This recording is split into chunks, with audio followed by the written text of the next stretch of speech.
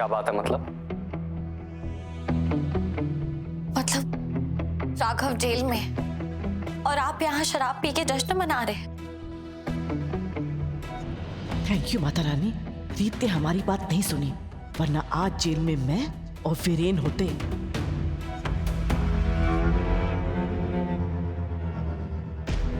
बताओ माँ, जश्न नहीं, अपने भाई की तकलीफ का शोक मना रहा हूं। और मुझे कैसे मनाना चाहिए ये मुझे तुमसे जानने की जरूरत नहीं। और तुम्हें क्या पता, इतनी इंपॉर्टेंट मीटिंग थी मेरी जिससे बहुत बड़ा प्रोजेक्ट मिलने वाला था। राघव के अरेस्ट होने की वजह से सब कुछ बदल गया। बिजनेस में तो लॉस हो ही रहे हैं और इतना बड़ा मौका भी हाथ से निकल गया। सॉरी, मुझे इस बारे में नहीं पता था। नहीं चाहिए मुझे तुम्हारा सॉरी, जाओ यहाँ से। चली जाऊंगी, मैं बस यहाँ आपसे कुछ जानने आई। राघव की कंपनी में आपका क्या रोल है? तुम्हें क्यों बताऊं मैं? और तुम होती कौन हो ये जानने वाली? वीरेन, कैसे बात कर रहा है तू रीत से? और वो कुछ पूछ रही है तो बता देना, प्रॉब्लम क्या है? मैं ऑफिस में सेल्स और अकाउंट्स देखता हूँ। इसका मतलब जो कुछ भी खरीदा या बेचा जाता है उसमें आपके ही साइन होते होंगे। तो कंपनी में इतना घटिया मटेरियल यूज हो रहा है, इसके बारे में आपको कैसे नहीं पता चला?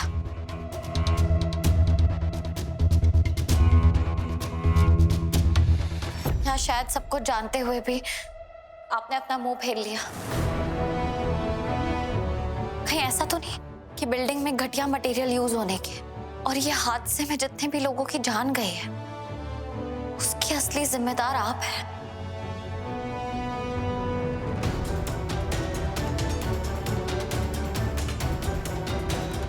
जवाब दीजिए वीरू भैया। नहीं दूंगा। क्या करोगे? सारा इल्जाम मुझ पर डाल दोगी? ठीक है, जाओ करो जो करना है। मुझे ना वैसे भी कोई फर्क नहीं पड़ता कि तुम मेरे बारे में क्या सोचती। और वैसे भी तुम्हें मुझसे और मेरी खुशियों से तो पहले ही चिढ़ है।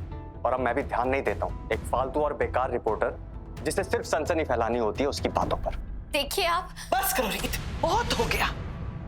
मैं जानती हूँ राघव के जेल जाने से तुम परेशान हो, बौखलाई हुई हो। इसका मतलब ये नहीं कि तुम दोनों भाइयों में फूट डाल दो, आपस में लड़ाई करा दो। इस वक्त हमारे पूरे सूर्यवंशी परिवार को एक होकर आगे चलना चाहिए और तुम हो परिवार को तोड़ना चाह रही हो। दांत देने पड़ेगी तुम्हारी हिम्मत की।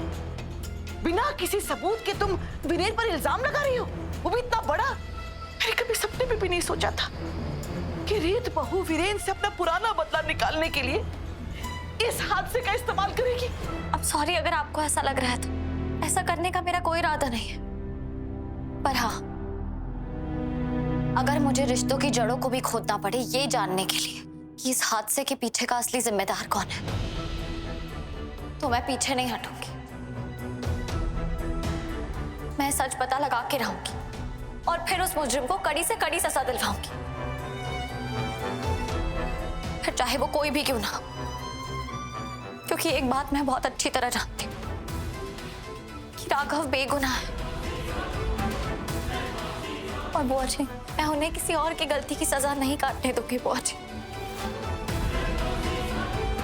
बहुत घबराहट हो रही है, सांस बंद हो रही है मेरी।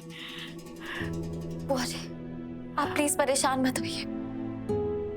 मैं जानती हूँ सच खुरेदने में आप मेरी मदद करेगी। हाँ बेटा, बिल्कुल करूंगी। मैं भी इस सच की जड़ तक पहुंचना चाहती हूँ, लेकिन इस वक्त तुम्हें आराम की जरूरत है। जाओ फ्रेश हो जाओ। पता नहीं वहां जेल में मेरे राघव ने क्या खाया होगा क्या नहीं। मैं उसके लिए खाना पैक कर देती हूँ, तुम ले जाना। ठीक है बेटा? जी बुआ जी। जाओ बेटा।